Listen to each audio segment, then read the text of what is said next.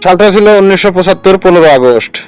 সেদিন বাংলাদেশের সেনাবাহিনীর গুলিতে ঝাঁঝরা হয়েছিলেন শেখ মুজিবুর রহমানের দেহ। বন্ধুরা, এই ভিডিওতে আমরা শেখ মুজিবুর রহমান এবং শেখ হাসিনার জীবনের কিছু তথ্য বিশ্লেষণ করতে চলেছি। ভিডিওটি না টেনে শেষ পর্যন্ত দেখতে থাকুন। আর আপনি যদি আমাদের চ্যানেলে নতুন হয়ে থাকেন, চ্যানেলটিকে অবশ্যই সাবস্ক্রাইব করে অল নোটিফিকেশন অন করে দিন। আসুন বন্ধুরা, ভিডিওটি শুরু করি। সালটা ছিল 1975 15 আগস্ট। একটি বাংলায় বাংলাদেশের সেনাবাহিনী গুলি করতে করতে ভিতরে ঢুকে যায়। গুলির শব্দ পেয়ে শেখ মুজিবুর রহমান রুম থেকে বাইরে বেরিয়ে আসে এবং নিজের ঘরে গুলি চালনা দেখে সেনাবাহিনীর প্রধান মোহাম্মদ শফিউল্লাহকে ফোন করে। সেনাবাহিনীর প্রধান শফিউল্লাহ বলেছিলেন, আপনি ঘরের বাইরে বেরিয়ে আসুন। কিন্তু ঘরের বাইরে বার হতেই সেনার একটি গুলি তার বুকে লাগে। শেখ মুজিবুর রহমান সিঁড়ি থেকে মাটিতে পড়ে যায়, আর এরপরে ওখানে মৃত্যুর খেলা শুরু হয়ে যায়। প্রথমে শেখ মুজিবুর রহমানকে, তারপর ওনার বেগমকে, দুইটি ছেলের বউ, শেষে 10 বছরের ছেলে রাসেল মুজিবকে সেনাবাহিনীরা গুলি করে হত্যা করে।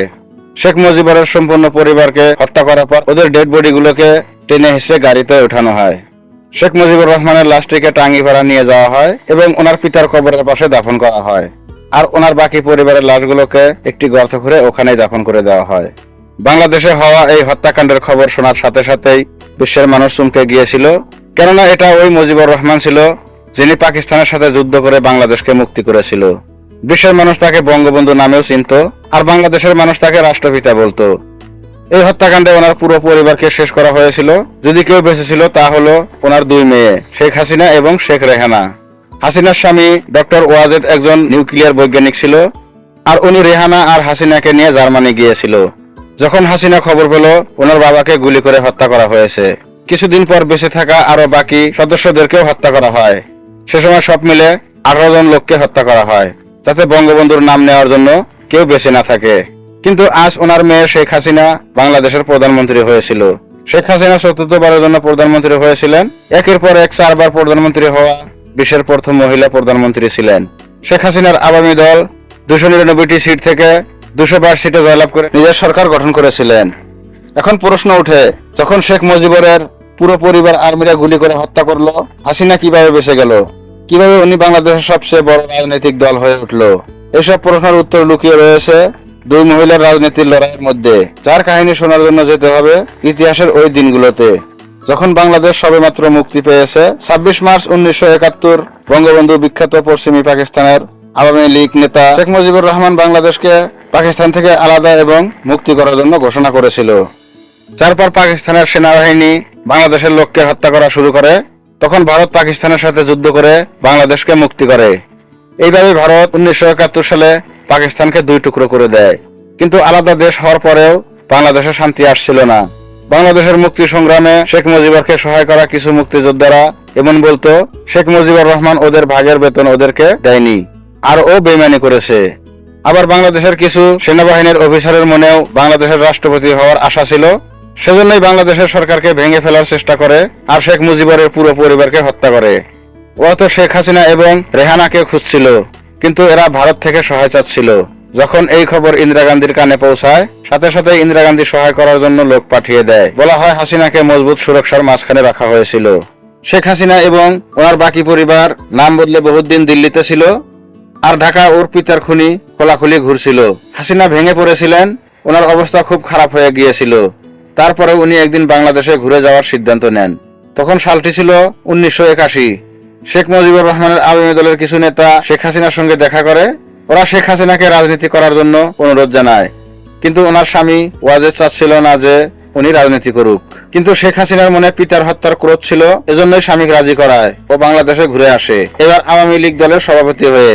ইতিহাস বলে তখন ওই সময় ছিল যখন বাংলাদেশের সেনাবাহিনী অত্যাচার থেকে বাংলাদেশের মানুষ অসন্তুষ্ট ছিল। শেখ হাসিনা এর খোলাখুলি বিরোধ করেছিল, কিন্তু সেনাবাহিনী শেখ হাসিনাকে চুপ করানোর জন্য বহু চেষ্টা করেও বিফল হয়।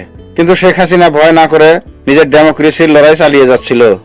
শেখ হাসিনার লড়াই শক্তিশালী আরো হয় যখন আরো এক মহিলা নেতা খালেদা জিয়ার সাথে দেখা হয়। খালেদা জিয়া জিয়াউর রহমানের বিবি ছিল, যিনি শেখ মুজিবুর রহমানের হত্যার পর বাংলাদেশের রাষ্ট্রপতি হয়েছিলেন। বলা হয় শেখ মুজিবুর রহমানের হত্যাকাণ্ডের পিছনে এনারই হাত ছিল। জিয়াউর রহমান রাষ্ট্রপতি হওয়ার পর সেনাপ্রধান বানিয়েছিলেন এরশাদকে। উনি জানছিলেন না এর পরিণাম কি হবে। ইতিহাস সাক্ষী ছিল মুজিবুর রহমানের সাথে যা হয়েছিল ঠিক তাই হয়েছিল জিয়াউর রহমানের সাথেও। বলা হয় যে সেনাবাহিনীর কিছু অফিসার জিয়াউর রহমানের উপরে অসন্তুষ্ট ছিল, সেজন্যই রাস্তা থেকে সরানোর জন্য গুলি করে হত্যা করা হয়েছিল। যার পর ওনার বেগম খালেদা জিয়া রাজনীতিতে আসে এবং বাংলাদেশের ন্যাশনাল পার্টি বিএনপি নামে একটি দল গঠন করে।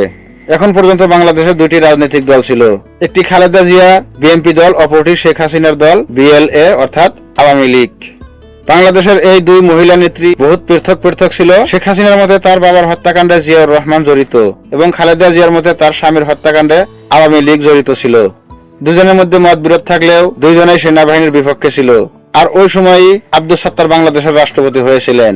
কিন্তু এইবার আবার সেনাবাহিনীরা সরকার ভেঙে দেয় এবং সেনাপ্রধান এরশাদ বাংলাদেশের নতুন রাষ্ট্রপতি হন। বাংলাদেশের মানুষ এই সরকার ভেঙে দেওয়ার খেলা থেকে অসন্তুষ্ট হয়ে গিয়েছিল। পরে এই দুই মহিলা নেত্রী একসাথে ময়দানে নামে এবং সেনাবাহিনীর বিরুদ্ধে প্রতিবাদ সাব্যস্ত করা শুরু করে। এরপর এরশাদ রাষ্ট্রপতির গদি ছাড়তে বাধ্য হয়েছিল। কিন্তু 1991 সালে যে নির্বাচন হয়েছিল তখন এই দুই মহিলা নেত্রীর রাস্তা আবার পৃথক পৃথক হয়ে যায়। শেখ হাসিনার আওয়ামী দল আর খালেদা জিয়ার বিএনপি দল একজন অপরজনের বিরুদ্ধে খাড়া হয়, কিন্তু জিতেছিল খালেদা জিয়ার দল। শেখ হাসিনা এটা বলে বিরোধ করেছিল খালেদা জিয়া নাকি 2 নাম্বারি করে জিতেছে, কিন্তু আসলে শেখ হাসিনা হেরে গিয়েছিল, এজন্য ওকে বিপক্ষে বসতে হয়েছিল। 1996 পর্যন্ত খালেদা জিয়া বাংলাদেশে রাজত্ব করেছিল। বলা হয় যে সে সময় খালেদা জিয়া কট্টরপন্থীদের খুব লাই দিয়েছিল। উনি জামাতি ইসলামের নেতাদের উপর থেকে স্যাংশন উঠিয়ে নিচ্ছিল, যারা বাংলাদেশের যুদ্ধের সময় পাকিস্তানকে সাপোর্ট করেছিল। খালেদা জিয়ার এই সিদ্ধান্তে বাংলাদেশে থাকা অন্য লোকদের মাঝে ভয় ঢুকেছিল।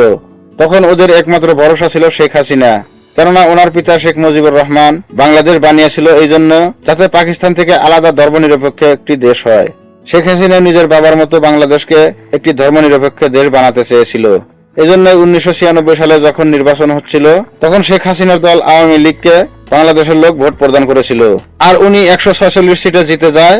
অন্য দলের সাথে অ্যালায়েন্স করার পর নিজের সরকার বানাতে সক্ষম হয়। এইভাবে শেখ হাসিনা প্রথমবারের জন্য বাংলাদেশের প্রধানমন্ত্রী হয়। প্রধানমন্ত্রী হয়ে বাংলাদেশের ইকোনমি বাড়ানো শুরু করে। একের পর এক 4 বার প্রধানমন্ত্রী হয়ে শেখ হাসিনা বাংলাদেশকে অনেক দূর এগিয়ে নিয়ে যেতে সক্ষম হয়।